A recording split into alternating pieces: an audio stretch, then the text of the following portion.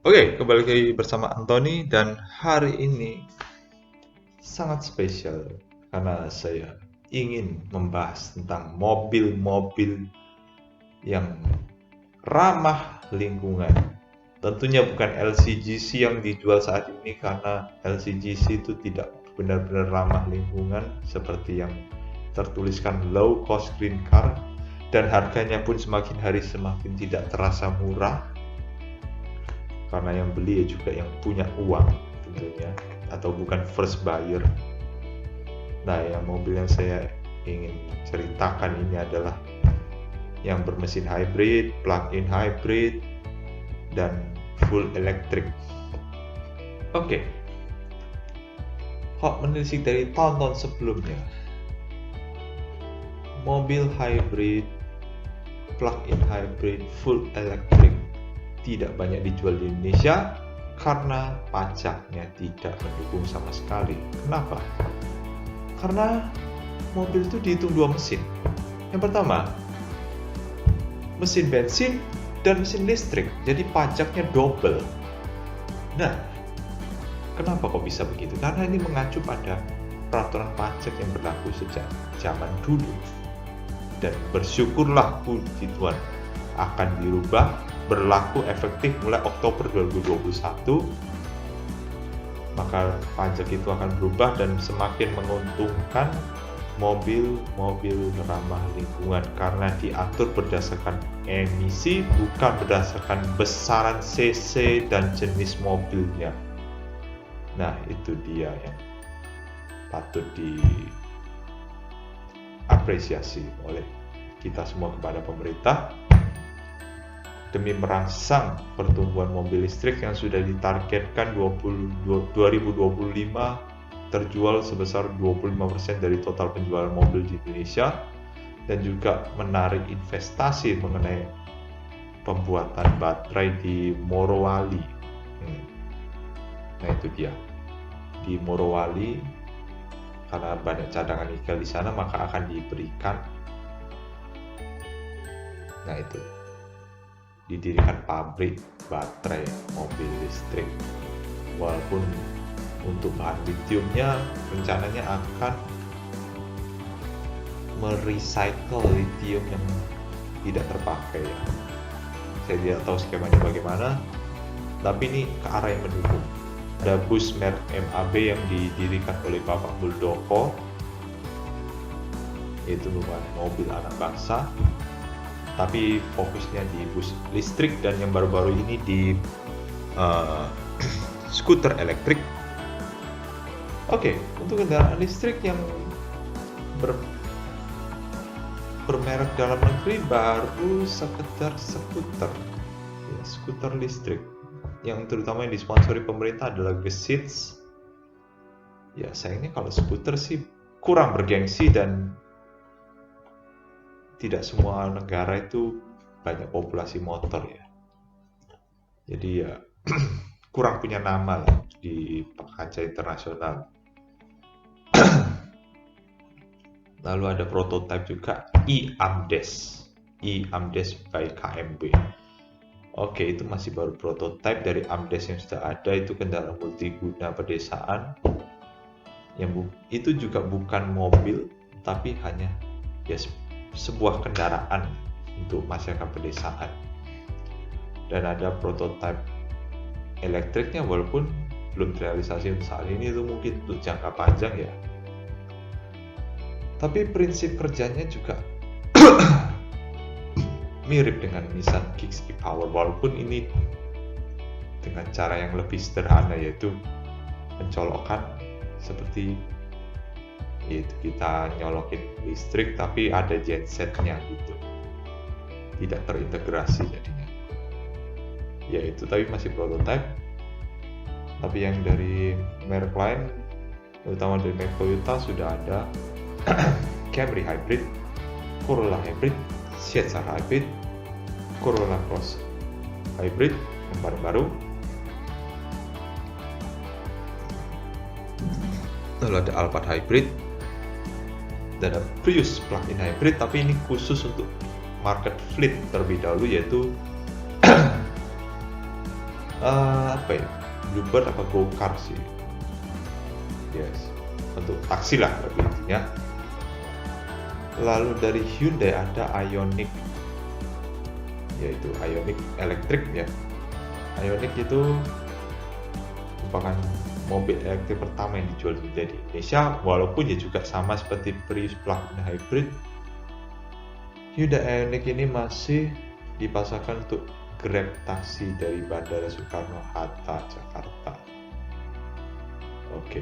Tapi di luar negeri sana Ioniq itu dipasarkan dalam hybrid biasa, plug-in hybrid, dan yang full elektrik. Dan yang masuk Indonesia yang full elektrik. Nah itu dia dari Hyundai. Dan coming soon adalah Kona Electric, dan itu menandakan bahwa mobil listrik itu sedang bertumbuh pada tahun-tahun ini, dan kita harapkan semakin banyak line up yang akan diteruskan sehingga saya juga bisa memulai untuk mereview mobil-mobil tersebut, karena era ini era baru. Mobil bensin itu sudah tren lama dan akan segera menjadi masa lalu. Begitulah dengan mobil diesel akan juga menjadi masa lalu di beberapa tahun mendatang nantinya. Dan yang pasti semua akan menjadi elektrik pada waktunya. Oke, lanjut lagi dari merek apa lagi? Ya, Nissan Kicks e-Power ini yang juga sangat revolusioner, bukan seperti hybrid Toyota karena digerakkan oleh mesin bensin untuk menggerakkan motor listrik. Jadi yang terhubung ke roda hanya motor listrik itu sendiri. Prinsipnya seperti kereta diesel elektrik. Ya, kereta diesel elektrik, mesin dieselnya untuk menggerakkan, memberi tenaga kepada motor listrik. Bukan tenaga, memberi daya pada motor listrik agar ngisi terus dan menggerakkan roda pada rel. Jadi mesin dieselnya indirect ya cara kerjanya. Lalu coming soon dari Nissan adalah Nissan Leaf, yaitu Nissan Leaf itu sebenarnya sudah dipromosikan dari 2 tahun yang lalu kepada Kemenperin sebagai mobil uji coba dan mobil hibah. Dan tahun depan kabarnya akan diluncurkan di Indonesia. Seharusnya tahun ini karena pandemi Corona jadi urung terlaksana, jadi memprioritaskan Nissan Kicks terlebih dahulu untuk diluncurkan. Tapi kita tunggu pada Nissan Leaf, karena kelebihan mobil listrik adalah torsinya yang instan, tidak seperti diesel ya. Tidak seperti mesin bensin atau diesel yang harus butuh waktu untuk naik ke torsi puncak ya. Jadi kurvanya seperti ini, naik langsung langsung instan dari 0. Nah, kalau mobil biasa kan begini dulu, lanjut dulu kurva. Ya seperti itulah. Jadi sangat mudah untuk berakselerasi untuk mobil listrik,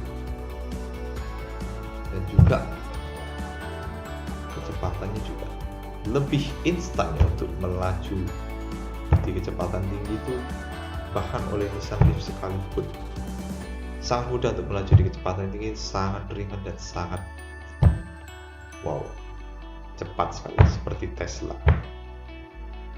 Oke, lalu ya Tesla. Sebenarnya Tesla itu dibawa oleh Prestige Motor ya. Dan itu bukan merupakan dealer resmi Tesla di Indonesia. Dan itu hanya inisiatif dari Prestige Image Motor untuk membawa mobil listrik ke Indonesia. Dan tren itu juga semakin berkembang karena Bapak Ketua MPR juga punya mobil itu dan sangat mendukung elektrifikasi kendaraan. Ya, dimulai dari pejabat terlebih dahulu ya. Kemudian pejabat beli, pasti otomatis masyarakat akan meniru. Pejabat aja beli mobil listrik, kenapa tidak? Nah, itulah. Nah, itu dia. Dari Tesla ada model S terlebih dahulu, model X, dan model 3. Yang belum adalah model Y. Kurang lengkap kasih nomenklaturnya kalau tidak. pasangan itu, dan kabarnya 2 tahun lagi akan masuk yang Tesla Cybertruck ya. Itu kita tunggu saja ya kehadiran di 2 mobil itu, Model Y dan Cybertruck. Mudah-mudahan segera terrealisasi secepatnya oleh Presiden Iman Motor untuk membawa Tesla Model Y dan Cybertruck. Tapi dari impresi orang-orang mengenai Model X, Model S, Model 3, semuanya wow, kencang, setara dengan mobil-mobil supercar lainnya atau bahkan hypercar seperti Ferrari, Lamborghini bisa diadu karena kecepatannya setara, dan saya bilang Tesla is the real sleeper car. Nggak ada suara, tiba-tiba nyalip saja, wush gitu. Wow, itu mobil supercar ideal buat saya, yaitu Tesla. Tidak ada suara hening dan tidak berisik, tapi kencang supercar. Wow, buat saya itu mobil listrik yang paling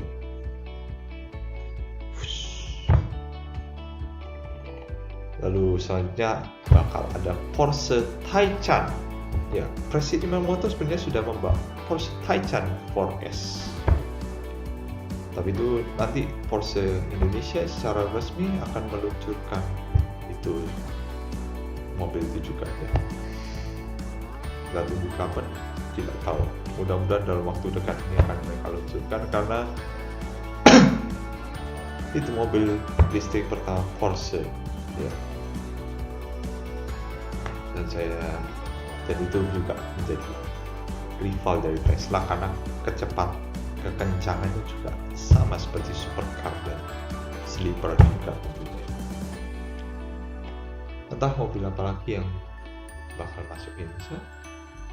Oke, dari bus ada BYD yang juga diuji coba oleh Transjakarta, dan itu diageni oleh Bakri Auto Park. Nah, itu merek Cina yang sekarang sedang naik-naiknya, booming-boomingnya mengenai kendaraan elektrik. Oh ya, lupa, BYD juga dipakai oleh Bluebird sebagai kendaraan elektrik, yaitu BYD A6 ya. BYD A6 itu menjadi operasionalnya Bluebird, sudah dipakai, sudah beroperasi, sudah narik argo juga, narik penumpang juga, dan penggunanya rata-rata puas dengan mobilnya, tidak ada komplain apapun sejauh ini ya. Walaupun problemnya itu ya di charging stationnya masih kurang, dan harapannya akan terus bertambah dari tahun ke tahun. Dan saya berharap juga di Surabaya, di kota saya, charging station itu harus mudah ditemui di jalanan, apalagi trotoar kita itu sudah berbenah. Ditaruh charging station akan jauh lebih ideal. Dan di Surabaya baru ada di kantor PLN cabang Embong Wungu. Nah, baru di situ saja tuh ngecas mobil listrik ya. Semoga tahun 2025 targetnya tercapai oleh dari Kemenperin. Dan oke, sekian saja video mengenai mobil listrik. Terima kasih sudah menonton dan sampai ketemu di video lain.